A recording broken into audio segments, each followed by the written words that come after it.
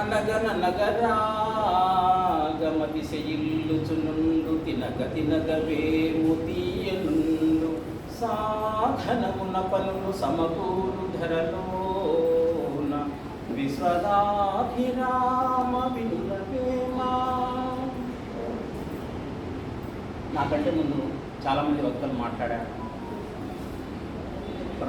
ప్రముఖ రచయిత ఎన్నితులదారు మన యొక్క విజయలు గారి యొక్క జీవన సరళి గురించి నవజాత శిశువు అని వ్యాఖ్యానించడం జరిగింది. అలాగే ప్రముఖ న్యాయవాది జయరాజ్ సారు సామాజిక అంశాలను తన అంశాలుగా తన భావ వ్యక్తీకరణ చేశాడని జయరాజ్ సార్ గారు వ్యాఖ్యానించడం జరిగింది. అలాగే డాక్టర్ అరుణ మేడం గారు కూడా ఈ యొక్క స్వభావక్తి అలంకారాన్ని ఎక్కువగా వాడటం జరిగింది. మనసులో ఉన్న ప్రకృతికి సామాజికంగా తను స్పందించిన విషయాలన్నిటి కూడా కవిత్రీకరించడం జరిగిందని మేడం గారు వ్యాఖ్యానించారు. అలాగే ముందు మాట రాసినటువంటి జంధ్యాల రఘుబాబు సార్ గారు ఈ యొక్క కవిత్వాన్ని అవపోసన పట్టి ఆ యొక్క కవిత్వంలో ఉన్నటువంటి సారాంశాన్ని అంతా ముందు మాటలో తను చూపించడం జరిగింది. నేనైతే తొలి ప్రసంగం నాకు ఈ యొక్క సాహితీ ప్రయాణంలో ఈ యొక్క శీర్షిక ఈ యొక్క కవిత శీర్షికల జీవన సరళి. ఈ జీవన సరళిలో ఎన్ని విరాలి అంటే ప్రేమ, ఎన్ని సరాగాలు, ఎన్ని అనురాగాలు, ఎన్ని వైరాగ్యాలు, ఎన్ని చీకటి కోణాలు ఉన్నాయో వాటన్నిటి కూడా స్పృశించి వాటిని తనలో ఉన్నటువంటి భావ వ్యక్తీకరణ చేయడం జరిగింది. నేనైతే ఈ యొక్క పుస్తకాన్ని విమర్శించడానికి నాకు అర్హత లేదు. నేను అంతటి కవిని కాను, స్రష్టను కాను, ఒక మామూలు పాఠకుడిగా నేను నా మనసులో మాటను చెప్పాలనే ఉద్దేశం. మొదటిగా విజయ్ సార్ గారు తన యొక్క కవిత అంటే తన యొక్క పుస్తకంలో తొలి కవితగా రాసినటువంటి ఈ యొక్క వ్రాస్తా ఏదో ఒకటి రాసి తీరుతారన్నట్లో తన యొక్క కవితా వసంతాన్ని సతతం విరమించాలని కవి యొక్క కాంక్ష. తర్వాత పరిమళం అనే కవితలో పువ్వులను చూసి ఆనందించండి, అందాలను ఆస్వాదించండి అనే కవితలో తీసుకొచ్చేసి పరిమళం. పువ్వుల్లో పరకాయ ప్రవేశం చేసిన కవి ప్రార్థనకు పరాకాష్ట. తర్వాత యావ అనే కవితలో ఆరాటం పోరాటం ధనం కోసం గడపను దాటనే దాటలు ధనం కోసం.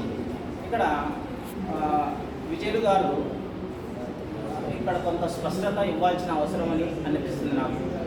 తర్వాత ఎరుక అనే ఒక కవితలో రొచ్చు రుచి రాబందుల కిరుక. నేను అంత స్కానింగ్ చేయాలనుకోవడం లేదు. తీసుకున్న వస్తువు యొక్క పోలికను మనము సామ్యం పాటిస్తే బాగుంటుంది ఏమో అనిపించింది నాకు. తర్వాత సహజ ప్రకృతి ధర్మం దాంట్లో ఆ యొక్క ప్రేమను బాగా ప్రేమ ప్రవాహాన్ని పొంగించారు. ప్రేమ ప్రదక్షిణ చేయొచ్చు, ప్రేమికుల ప్రణయాన్ని పండించడం జరిగింది. ఈ కవిత చాలా చక్కగా శిల్పాన్ని చెక్కారు. తర్వాత ఏక శరీరం అనేది నాకు చాలా నచ్చిన కవిత. నేను ఒకసారి ఆ కవితను చదివి అలగెరుగుగా అనునిత్యం నీడలా నా వెన్నంటే ఉంటూ నన్ను మేలుకొల్పుతూ నా మేలు కోరుతున్నావో స్నేహమా, ఓ నా స్నేహమా, నీతో స్నేహమే నాకు మహాభాగ్యం. నా భవిష్యత్తు జీవనయానానికి బాసట నీవు, నాతో నీ దాంపత్య స్నేహానికి మించిన స్నేహం లేదు. ఇది చక్కని శిల్పం, చెక్కిన విధానం చాలా బాగుంది అని నేను.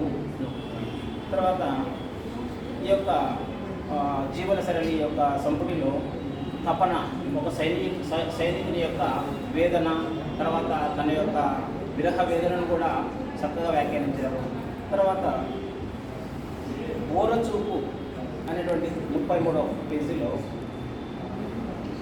చురుక్కుమంటూ తాకే ఓ చురుకైన ఓరచూపు, ఎక్కడ తాకాలో అక్కడ తాకితే నేను అక్కడికి ఆపేస్తున్నాను.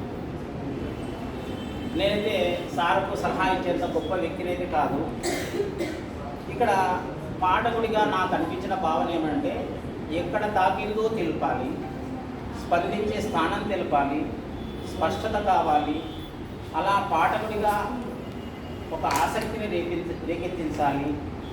అతడు కవితలు చదవాలని ఒక పిపాస కలగాలి.